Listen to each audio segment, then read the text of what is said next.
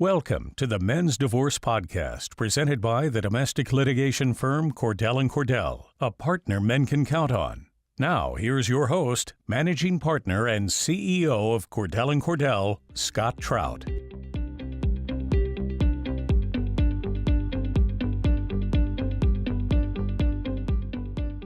Well, we're joined today again with the litigation partner here at Cordell Cordell, Kristen Zurek, and we want to talk about dads. We want to talk about how to be the best dad you can be after divorce. So welcome, Kristen. Thanks for having me, Scott. So, from the get-go, and I think we were just talking a minute ago before we started about kids don't want this, and they never understand it, or most of the time they don't get it. And so really what we want to talk about today is how dads can help in the transition, and how can they be a great dad. I mean, and that sounds, I don't know, the word amorphous and general and emotional, but let's talk about it. I guess it's easier from a lawyer's perspective. And so what I thought I would do is we can talk a little bit about just topics and things that I've seen and that you've seen, your experience, whether, personally in practice or in life. And so I'll just throw some things out to you. Let's see where we go with it and see what good advice we can give to our clients. So, sounds good. So, I always talk about, even in the middle of a divorce and after, I tell my clients often, fight as hard as you can to get more time than what's written on the paper, and be accessible, available. I'll break it down as far as saying, be the babysitter. You want to not be the babysitter, but you want to be available so that mom can go be who she wants to be.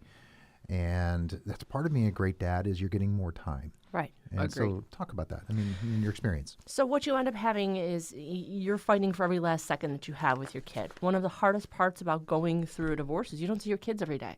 And so how can you work your schedule so you can be available and be there for your children when you need to see them and when you want to see them?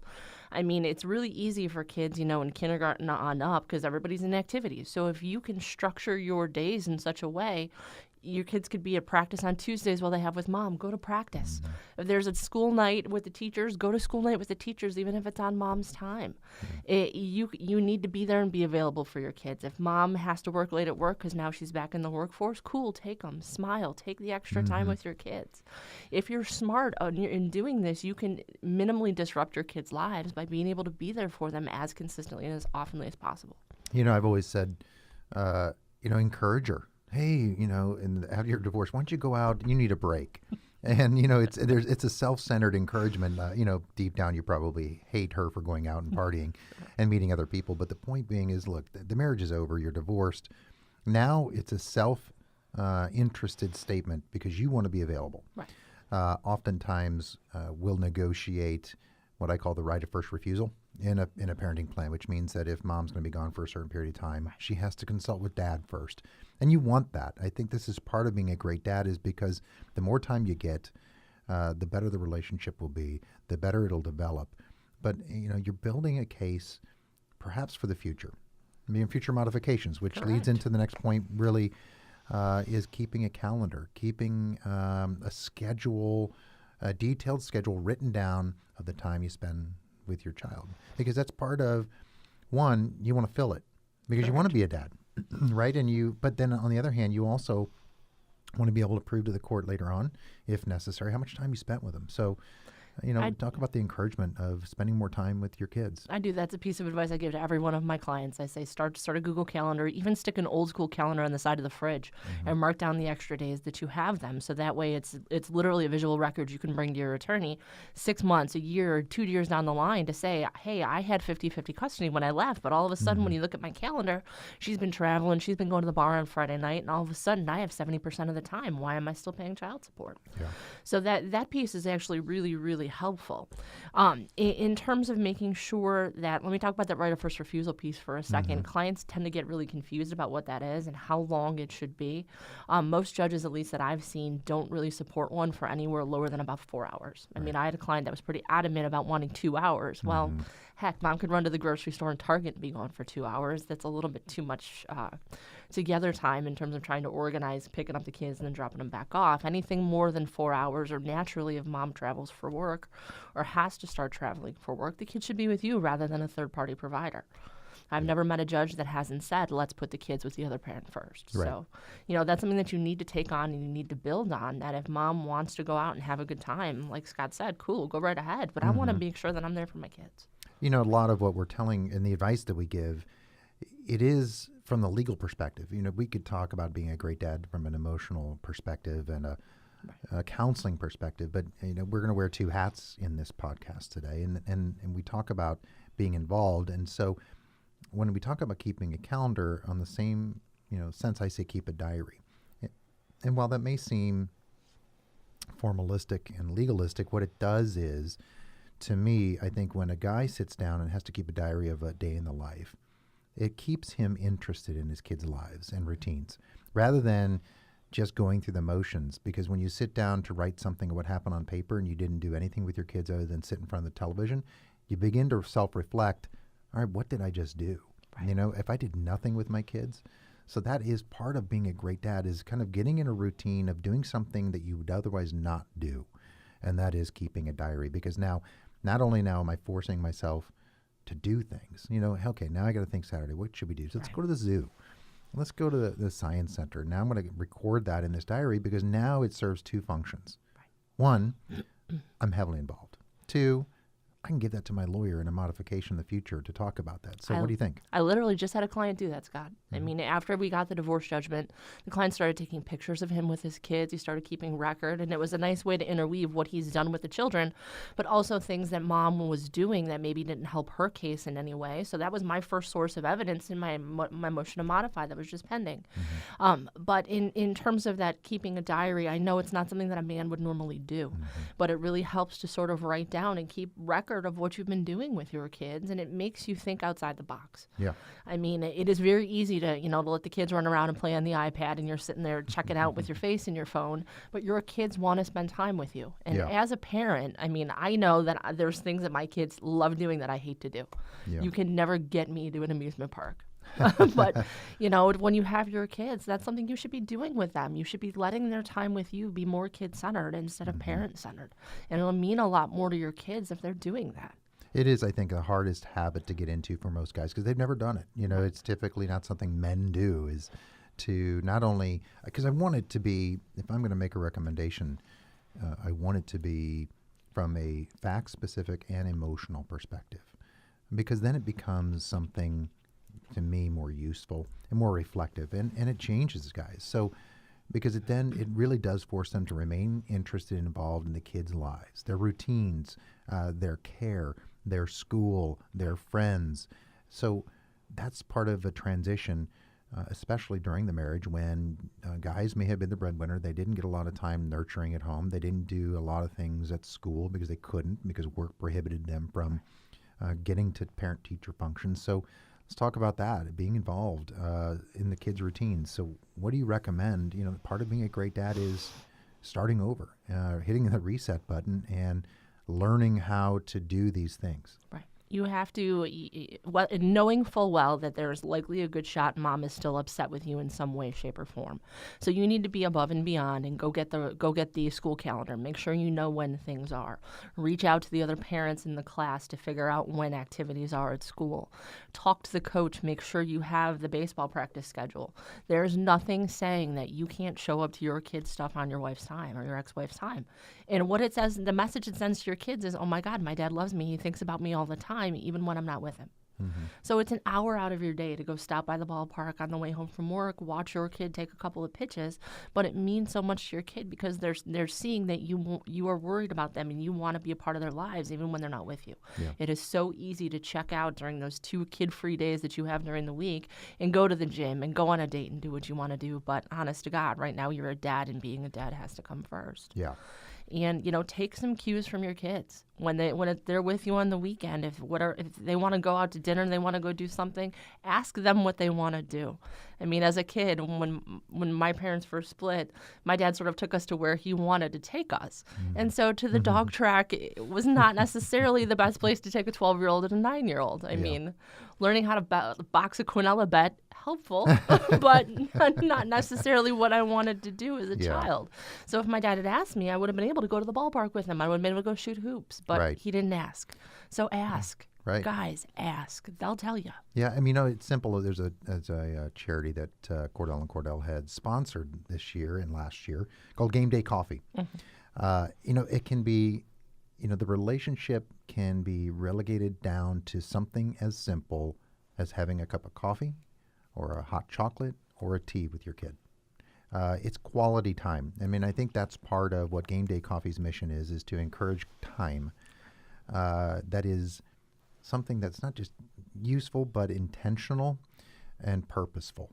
And I think that's part of being a great dad. And Gameday Coffee, if you want to check it out on the web, it really is. It's a wonderful mission, but it's probably, I think, having never been a product of divorce or gone through divorce, but having seen it for almost 25 years, it is getting into a routine of intentional and purposeful relationship with your kid. Or your kids, and trying to transition yourself. And so maybe that's where guys start. Hey, you know what? Let's go have a hot chocolate. Let's go to the ice skating rink and let's just sit and let's talk about life and what's bothering you. But I think that premise for most guys who don't know how to do it is get help. So what do you tell clients? Where would you send them? What are your ideas for help? To get them started or to help them through this process. And it could be years that continue this help. So in terms of learning how to, in essence, reconnect with your kids, because oftentimes dads are the wage earners. Dads are the ones that are going to work. Dads are the ones that are coming home at 6:30 at night. Dads are the ones that miss the baseball games because they have to get back to work. So you need to sort of shift your own focus in your life to put your kids first. If you have a choice of going on a work trip or taking your kids, by all means, take your kids. I mean, missing your custody and visitation is the worst thing you could possibly do as a parent. But in terms of getting help, if you struggle with showing your emotions to your kid, by all means, go to counseling, go to a men's group. There are plenty of places where you can voice your worries and get your worries eased about how you're going to reconnect with your kids. But most importantly, I think you also need to keep an eye on your kids yourself to be still connected with them. One of my best pieces of advice to parents is go to school, go talk to the school counselor, all right? Because now your kids are in a huge transition. Now, when everybody was still together, now they're divorced. Life looks very different. So kids sometimes take that really hard. And the people at school stand in local parentheses to your kids for 8 hours a day. So you want to know if your kid's struggling, if he's not eating, if he's stressed out, if he's bullying other children. That's what the school counselors can tell you. And frankly, the school counselors then can connect you with maybe a divorced family group that you need. Kids in the Middle in our neighborhood is wonderful. It's a wonderful resource for parents because you also have to acknowledge that if kids are struggling with some of this stuff, sometimes they don't want to talk to mom and dad. Right. Because it's mom and dad's kind of fault that they're here. Right. There's some resources. I think perhaps the challenges guys face after divorce is organization. How do I organize my time? Because the kids' time is the kids' time when they're with you, and then that leaves your time to be your time. So there's no real blend to some extent in the beginning. The way I see it is that I will tell my clients, when your kids are with you, it needs to be about your kids, and there's time for you, and that's the hardest thing is to separate those two things because they were blended when you were in a relationship, in a marriage, in a whole unit family. And so that is part of the recommendation is make your kids' time their time and not yours. So to the extent that you can. But meaning go to all the appointments and school functions, right? Right. Don't miss it. Don't miss it. Yeah, and it's make yourself available. Make sure your kids know you're interested. You can be distant and, that dead stare when they're around you, but they'll catch on before anyone else. They know it when you're not interested. So we always talk about be accessible and be available for those important school things, the extracurriculars. Right. As hard as it is for you going through this, it's probably magnified 10 times for your kids because they don't get it. No, and hopefully you didn't explain it, in a manner which leads into the next topic, which is don't talk about mom in a negative way, right? Let's talk about this. Yeah. The hardest part is when kids are going back and forth between mom and dad's house, is that transition back and forth between mom and dad's house, because naturally there is still a state of competition between mom and dad about how, if you had a great time with dad, the kid is going to naturally be uncomfortable coming home into mom's house and being like, oh my God, I had such a great time with my dad, because mom's going to feel bad because she wasn't a part of that. And so when you have your child, you're going to spend and have a great time with them, and you're not going to say anything bad about mom. You know, mom might be saying horrible stuff about you. Mom might not be supportive of your relationship with your kiddo, but by all means, don't tell your kid that. You have to rise above and you have to be the bigger person. Because I will tell you that when a parent is unnecessarily slamming the other parent, the kid is naturally more drawn to the parent that doesn't have that aura of negativity around them. Mm-hmm. And so that it's a very, very hard thing to do, because divorce is a hugely emotional thing. And you two now are forced to still parent this child when the two of you very well might not be able to stand to be in the same room as each other. Keeping the peace. Right. Really. I mean, that's kind of the absolute must. When, if you can't keep the peace, make sure the peace is only around when the kids are. And separate yourself in those arguments from the kids. Right. So, mom's going to come up and yell at you at the baseball game. Sit far away from her. Mm-hmm. Don't sit down next to her with your girlfriend and put your arm around your girlfriend. There are just some common sense things to this. If you guys can't be at the same parent-teacher conference, schedule it for another 20 minutes later. So that way the kiddo can still be a part of it if the kiddo needs to be a part of it. Right. There are ways you can navigate around the emotions, but by all means, don't bring mom into it, because your kids are going to feel even worse. So, don't bring up child support. Oh yeah. Here's a child support check. Give this to your mom. Right. It's a ridiculous amount of money. Or right. Or hey, Dad, I need a new pair of shoes. Well, I pay your mom child support. Right. She gives you that money, right? Right. So, advice is ignore the financial issues. Right. If the kid needs something, get the kid what the kid needs. Right, and deal with mom. And that's the thing. I think we tell the client, he said, look, I give child support. She should be buying the shoes, or that's our agreement. And I think the hardest thing for a kid to hear is that mom needs to buy it because you provide the money to her. You will be urged in your mind to say something about how much money mom gets and how many vacations mom takes and her boyfriend and her whatever it may be, how she spends your money. But you've got to separate yourself from that, because it is something kids just don't need to be involved in. They don't understand it. They're going to hate you and resent you for it because mom's going to alienate you, no doubt. Let her be the alienator. There's no reason to do it. And child support is the one thing it drives me crazy. Mm-hmm. I'll tell clients, stop giving the kids the check, because they're not a courier. If you need to, hire a courier. That is the way to be a great dad. Things need to change for the better. It's a terrible, excruciating process and result, but it is something to which you need to work on. We always talk about engaging. You have to engage yourself into this process to make it better. So foster the relationship. So that's the question. How can guys foster the relationship with their kids, with their mother? You work on your own relationship. How do you be the bigger person to try to foster the relationship with mom? That's a very good question. And it's a question, frankly, that I have going on in a case right now where I plan to really take issue with mom on this on the stand. I'll give you the example is that it was Father's Day. Mom did not remind the kids it was Father's Day. Mom did not help the kids make cards. Mom did not get a present for Dad. No. Mom didn't do any of that. And my client was upset. He was very upset with me that why can't she just support me as a parent? So that's one easy little thing. Remember Dad's birthday. Make sure the kids get him something for Christmas. But on a day-to-day bit, if the kids want to FaceTime Dad for 10 minutes when you have him, cool, put him on the phone. If the kids want to call the other parent, let them talk. Get out of the room. Parents, after divorce, parents are so focused on the time that they have. I only have 72 hours with you. This is my time.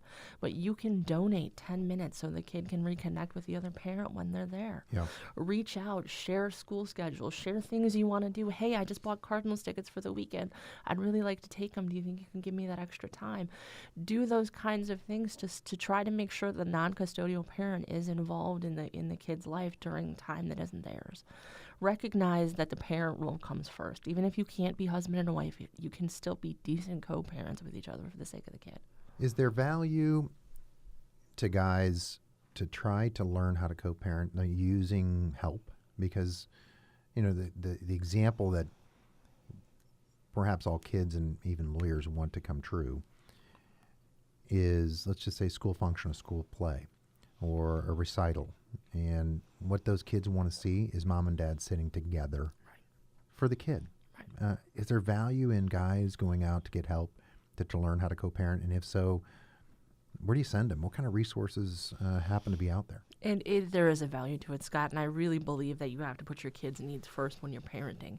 So there is a new class of counselors out there called co-parenting counselors that are willing to meet with you and your ex and help you work through your emotional issues and help the two of you be able to be there jointly for your children. Because when you're not able to be there jointly for your children, what's going to happen is those kids are going to manipulate you. They know they can play mom and dad against each other to get what they want, and then all of a sudden you're fighting with your ex every day because the kids are plotting against. I mean, I will admit, I still do that as a divorced kid, and I'm 40 years old. If I don't get what I want from my dad, I will certainly reach out and do that to my mom. So that's a first-person confession right there. But because I know my mom and dad aren't a united front. But if mom and dad are united front, they're not going to do anything. They're not going to do what I tell them to do. So what do you do with, as a dad, you have a child who, I just want to be with mom.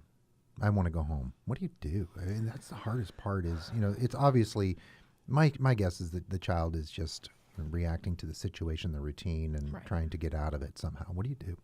The unfortunate part is you can't just say, okay, I'm going to let you make the decision because it's a kid. And I'm seeing an unfortunate lot of that in my practice where parents, as to the new generation of parents right now, are really empowering their kids to make choices that they probably aren't emotionally mature enough to make at 9, 10, or 11. So in my courts, the judges won't let kids sort of do that until they're about 15, 16, 17, and in high school. Yeah. So if you have a kid that's under the age of 8th grade, sorry, the kid's kind of got to go along. And so your answer to your kiddo is, I know you miss your mom.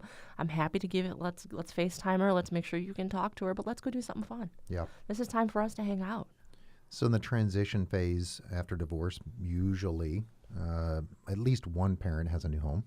That is, typically one parent keeps the marital residence. Wow. So there's some stability there. So I've encouraged clients to say, when you secure an apartment or a new home, take your child out and have them help you furnish the house. Correct. Value in that? Huge value in it because the kid is helping make a space in their new place with you. And so, if they want to paint their room bright blue, let them paint their room bright blue. If they want to buy the ugliest furnishings known to man for their room, let them. Because they need to feel safe and comfortable in your home. There will be pull because they want to go back to their bedroom that they know at mom's house. But you want them to feel as if they're a part of your new life and your new home as well. Huge value to that, Scott. Huge. And get out, dads, make new friends in the neighborhood for yourself, and find families where perhaps you can integrate the kids into the neighborhood, right? Right. It's such a nice part of childhood for your kids to be running around and playing with the kids in the neighborhood. But even though, going back to you used to be the wage earner, now you have to be more of a primary parent. Heck, get out the school buzz book and start making some phone calls and setting up some play dates. Yeah. I want to be clear that your time with your children doesn't have to be 100% one-on-one time where you're looking at each other going, what are we going to do now? Yeah. If they want to play with their buddy because they would be doing that at mom's house on a Saturday, invite them over. Let them play with their buddy at your house. Do you think, traditionally, I think we can, one of the premises that Cordell Cordell has tried to overcome is the typical stereotypes by gender. Mom plays mom's role, dad plays dad's role. That's kind of the typical stereotypes that people think that, dads can't be nurturers. So when we overcome that and we get through divorce and you roll out of the divorce with a custody plan, do you see that mom and dad still play separate, perhaps emotional roles, or do those blend? And if so, what do guys do? Are they still to be the man of the house, or what do you tell guys, or what do you see post-divorce, how guys should behave, and should they be morphing into this almost dual role that mom and dad serve separately? I at least in my legal career have seen more parents morph into a more dual role of I can still be the dad, I can still be the wage earner, I can still put the food on the table at night, but I can also take care of my kids, and I can also, go and do those fun activities that mom used to do during her time. I mean, I'll give you a great example. I took my kids to the Nutcracker at Christmas. I ran into one of my old clients there, and he was there with his parents and his daughter, who's about 3. Now tell me the man that that would be voluntarily go to the ballet. Right. And so I thought that was really, really cool Yeah. because he ended up stepping into a role that he probably didn't feel comfortable doing, but he did it for the sake of his kid. Yeah, which means, guys are listening now thinking, I don't know how to do that. And again, we can circle back to the point of getting help. There are so many resources, and if you don't have that list of resources, reach out to your attorney. They'll get you some resources. I was just speaking with someone in our Texas office, and this woman has put together an organization that helps guys on a number of fronts: shopping for groceries, keeping themselves organized, paying bills on time, scheduling school things, functions. It's really a resource where she has 3 or 4 different individuals who get dads organized and help them. If they need to be shopping, they'll shop for them. Or if they need to create a grocery list, how do you do that? Some guys have never done anything on the stove since they were in college, right? And so those are the types of resources. That specific may not be available everywhere. But we were speaking with this company in Texas about going nationwide and providing resources to our clients around the country, because I think it is teaching guys. It is about learning a new way of living and dealing with kids, because your life is very different, but your kids are drastically changed. And so which talks about, again, the routine and finding a routine and keeping the routine. I can't, say that enough. And what do you tell your clients? I tell my clients, show up. For the love of all things good and holy, show up. Yep. If it's supposed to be your Monday and Tuesday, make sure you're there. The more you have to try to flip-flop for work or whatever personal obligations you have, it makes it tougher on your kids. You don't want your kids to be all ready and to be picked up, and then all of a sudden you have something come up at work and you can't go. That's a terrible message to send to your children. But show up. But I was literally looking for summer camps for my kids before I came here this morning. There's cooking classes that you can take with your kids. There are ways you can, you're basically starting anew. Fold your kids into that whole rebirth, and your kids will be a part of it along with you. A whole new set of memories. Exactly. So the other thing I talk about is don't buy your relationship. The last thing you need to do, and I see that mistake, is dads going and overspending. If they want it, they get it, only because they're a product of divorce. And that can be dangerous, especially when mom may resent it, because now you're buying the child everything that they want that they never would have received had you been together. So what do you tell clients? Your focus has to be on your kids, not on the material aspects. I've seen, I have a case right now where mom and dad split, and then mom bought a trampoline, a puppy, and a kitty all at the same time to try to keep the kids at the house. And so the focus, but mom, when she has the kids, mom isn't really engaging with the kids, whereas when dad has the kids, he's taking them out, he's doing stuff with them, and he's helping with homework. And so your answer is that, your time, your focus on your children, the time you are spending playing that board game or going to rock and jump or whatever your kids like to do, that is so much more valuable than the PlayStation that they're going to throw aside in a year anyway. One of the things we talked a little bit about morphing into both roles of mom and dad, but still dads play such an important role, uniquely perhaps, in their kids' lives. So we don't want to abandon that. So what do you, generally, just your thoughts, the importance of a father's role and in the kids' lives post-divorce, and maybe how do they improve their game, their dad game? How do they get positioned to just be better for their kids? When I view a father's role, I view him as not only a provider, but I view him as a protector, and I view him as someone who challenges their kids. A mom is more of a coddler, a mom is more of a safeguarder, but the dad is the one that's in the pool trying to get your kid to jump off the high dive. That's what dads do. Dads are challengers, and so you have that role, and you are always going to be that role. But the time when mom's not with you, your kid falls down and scrapes their knee, you're going going to have to pick them up and kiss the boo-boo. That Yeah. was mom's job, but you're going Right. to have to do that now. So how do you step up and be better at your game? Aside from counseling, which you can certainly get, heck, talk to other dads. Yeah. That's something that men don't do. I mean, you see the cabal of moms on the parking lot, everybody's sort of talking. Right. Dads are sort of checked out and on their phone. You Yeah. want to know how to do something a little bit better? Find some of the other dads, or heck, go talk to some of the moms. Yeah, that's great. That's actually a good closing statement to associate with other dads to try to figure out, one, they're going through similar things as well and how you can do better. And so, Kristen, thanks. Yeah. This is good stuff. Hope all of you dads out there can take this and learn from it and then grow from it. And again, get help. It's out there. No one can do it on their own, and you're not expected to do so. So thanks for joining us, and look forward to seeing you next month. Thanks. Thank you for listening to the Men's Divorce Podcast presented by Cordell Cordell. To schedule your appointment with a Cordell Cordell attorney, please visit CordellCordell.com or call us at 1-866-DADS-LAW. Also, make sure to visit our partner websites, mensdivorce.com and dadsdivorce.com, and download our free Men's Divorce Source app available on the App Store for the latest divorce news and resources. Cordell Cordell, a partner men can count on.